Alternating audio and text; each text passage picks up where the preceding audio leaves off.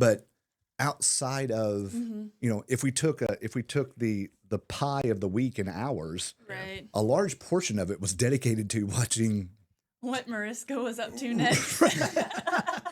right. And shame on me for being like, gosh, she's tough, she can handle it. But it does start to play a Right. role in that, and it's what you surround yourself with. And I think that not only translates to things like Law and Order SVU or CSI or whatever it Right. is, but it's with everything, right? So it's who your peer group is, what you surround yourself with. If it's that partying group, you're still a developing Right. adult, right?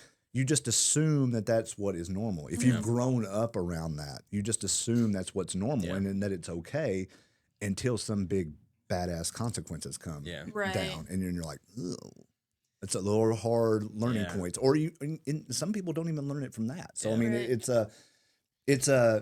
it was a thing because you kind of hit on some of it's not, but it's a very real thing. Right. It in varying degrees, and paying attention to that, and it's maybe not so much. I don't I'll kind of challenge you a little bit on people faking it a little bit. I just think that it's more prevalent Right. that that people are almost subscribing to it a little bit. Right. Not on their own, not on their own accord, but there's just a whole lot more out there for people to do. I mean, I taught statistics at the university level, and 2 weeks beforehand, if I had 40 kids in class, I would have